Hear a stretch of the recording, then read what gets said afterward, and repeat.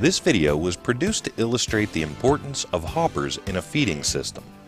For this demonstration, we will be using the smallest Syntron feeder that FMC Technologies manufactures.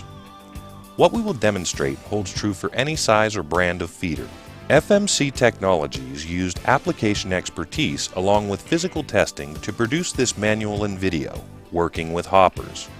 We will show you what FMC Technologies considers to be an ideal hopper, along with other commonly used hoppers to illustrate the advantages and disadvantages of each. First, we'd like to demonstrate an ideal hopper. As you can see, the horizontal throat opening is about 60% of the vertical gate opening. The front wall is flatter than the rear wall of the hopper by 5 degrees. The material is active in the center area but also moves faster in the rear of the hopper than in the front of the hopper. This design aids in reducing buildup in the hopper and on the trough. The ideal hopper design results in uniform flow pattern, maximum capacity, and reduced material load on the feeder.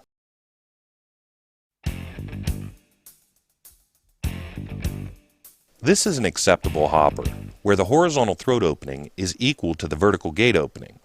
See how the material moves from the center and also moves from the rear wall of the hopper, cleaning the feeder and creating almost uniform flow? An acceptable hopper design gives nearly the same results as the ideal hopper, but more material is reporting to the trough, causing increased feeder size, reduced capacity, and non-uniform flow patterns.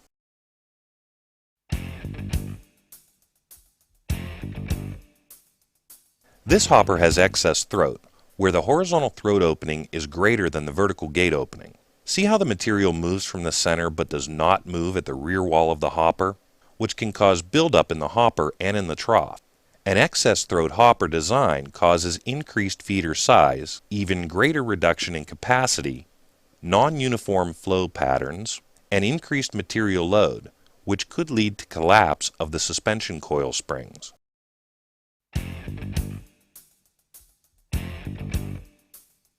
This hopper has a flat front wall and a flat rear wall.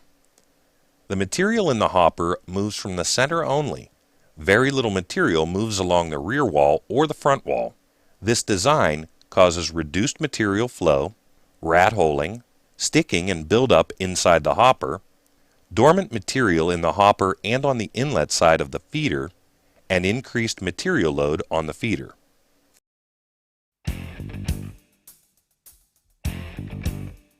This hopper has a flat front wall, and the horizontal throat opening and vertical gate opening are equal.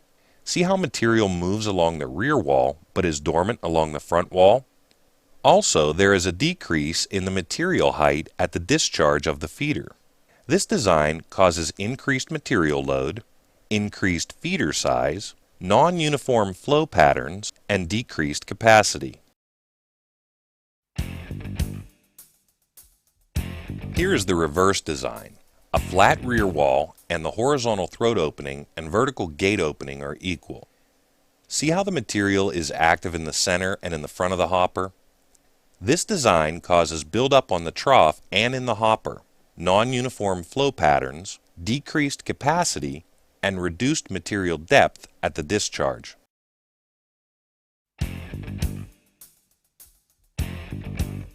Next, let's look at a vertical front and rear wall hopper seen here as a tubular inlet.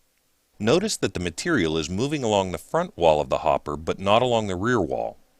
This design causes greater buildup on the trough and in the hopper, non-uniform flow patterns, decreased capacity, reduced material depth at discharge, severe neck down, a greater amount of material reporting to the trough, and a larger feeder is required.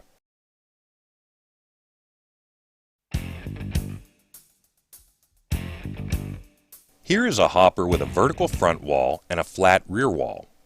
This design causes the same results as the vertical front and rear wall hopper, only worse. Notice the material on the rear wall. This design causes even greater buildup on the trough and in the hopper, non-uniform flow patterns, decreased capacity, reduced depth at discharge, severe neck down, a greater amount of material reporting to the pan, and a larger feeder is required.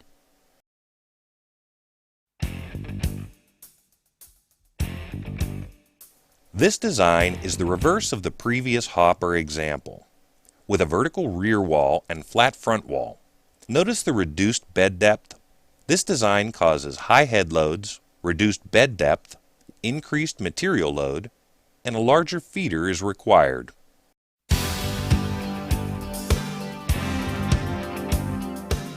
In summary, here is the ideal hopper. The horizontal throat opening is 60% of the vertical gate opening. The front wall is flatter than the rear wall of the hopper by 5 degrees. The material is active in the center area and moves faster in the rear of the hopper than the front. As you can see by the examples we have demonstrated, the hoppers should be considered in the design phase of a feeding system in order to produce the most efficient and cost-effective combination. With the correct hopper for your material, you can maximize feeder capacity, maximize material velocity, maximize material depth, optimize feeder size, reduce potential for material buildup at the inlet and in the hopper, reduce potential for spillage at the back and sides, and reduce material loads on the feeder. For the best solution for your feeding system, contact FMC Technologies to speak with an application specialist.